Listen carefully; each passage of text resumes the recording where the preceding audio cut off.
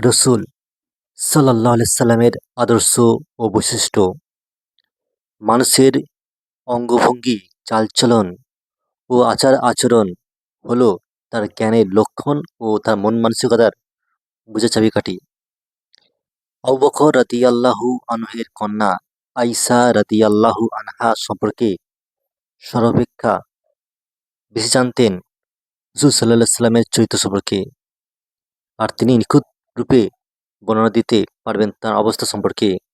কেননা তিনি তার ঘুমের অবস্থায়, জাগ্রত অবস্থায়, রোগে ও সুস্থতায়, রাগে ও সন্তুষ্ট অবস্থায় ছিলেন তাঁর নিকটতম। আয়শা রাদিয়াল্লাহু আনহা বলেন, রাসূল সাল্লাল্লাহু আলাইহি সাল্লাম কখনো অশ্লীলতা লালনকারী ব্যক্তি ছিলেন না। হাট বাজারে কখনো হইচই করতেন না, আর মন্দের প্রতিদান মন্দ দ্বারা দিতেন না, বরং তিনি ক্ষমা করে দিতেন। এই হলো এই উম্মতের করুণা, হেদায়েত ও সততার নবী সাল্লাল্লাহু আলাইহি সাল্লামের চরিত্র। আমাদের জন্য তার গুণাবলী বর্ণনা করতে গিয়ে তাঁর নাতি হাসান রাদিয়াল্লাহু আনহু বলেন, আমি নবী সাল্লাল্লাহু আলাইহি সাল্লামের সাথীদের সাথে আচরণ সম্পর্কে আমার পিতাকে জিজ্ঞাসা করলাম। উত্তরে তিনি বলেন, নবী সাল্লাল্লাহু আলাইহি সাল্লাম হাস্যোজ্জ্বল চেহারা সম্পন্ন অমায়িক চরিত্রের অধিকারী ও বিনয়ী ছিলেন। কঠোর ছিলেন না, হুঁশিয়ারি ছিলেন না, চিত্তনাশী ও কৃপণ ছিলেন না। তাঁর নিকট আগত ব্যক্তি নিরাশ ও হতাশ হতো না। তিনি নিজের মধ্য হতে তিনটি জিনিস পরিত্যাগ করেছিলেন: ১.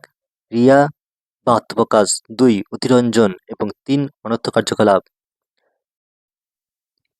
মানুষের জন্য তিনি তিনটি জিনিসকে পরিত্যাগ করেন: ১.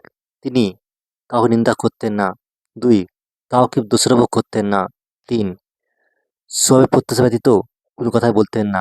যখন তিনি কথা বলতেন, শ্রবণকারীরা এমনভাবে কান পেতে শুনত যেন তাদের মাথায় পাখি বসে আছে। অতঃপর তিনি যখন কথা শেষ করতেন, তখন তারা কথা বলত। মুসলিম জাতির নবী সাল্লাল্লাহু আলাইহি সাল্লামের আদর্শগুলিকে অনুধাবন করুন, আর আপনি সেগুলিকে আঁকড়ে ধরুন এবং তা বাস্তবায়ন করার সচেষ্ট হন, কেননা তা সর্বপ্রকার মঙ্গলের সমাহার। রাসূল সাল্লাল্লাহু আলাইহি সাল্লামের আদর্শ ছিল যে তিনি সাহাবাদেরকে দ্বীনের বিধান শিক্ষা দিতেন। যেমন তিনি বলেন, যে ব্যক্তি আল্লাহর সাথে অংশীদার স্থাপন করে মৃত্যুবরণ করল, সে জাহান্নামে প্রবেশ করবে। তিনি আরো বলেন, প্রকৃত মুসলিম তো সে ব্যক্তি যার হাত ও কথার অনিষ্ট হতে অন্য মুসলিম নিরাপদে থাকে, আর প্রকৃত মুজাহিদ তো সেই ব্যক্তি যে আল্লাহ তাআলা কর্তৃক নিষেধকৃত বস্তুকে ছেড়ে দিয়েছে। তিনি আরো বলেন, অন্ধকারে মসজিদে গমনকারীদেরকে কিয়ামত দিবসে পূর্ণ আলোর সুসংবাদ দান করো। তিনি আরো বলেন, তোমরা মুশরিকদের বিরুদ্ধে স্বীয় জান, মাল ও কথার দ্বারা যুদ্ধ করো। আবু দাউদ। তিনি আরো বলেন, বান্দা এমনও কথা বলে যার মাধ্যমে সে এমন কিছু প্রকাশ করে যে তার ফলে সে জাহান্নামে এত দূরে ছিটকে পড়ে যা পূর্ব পশ্চিমের দূরত্বেরও অধিক। তিনি আরো বলেন, আমি অভিসম্পাদকারী রূপে প্রেরিত হয়নি, বরং আমি দয়া স্বরূপ প্রেরিত হয়েছি।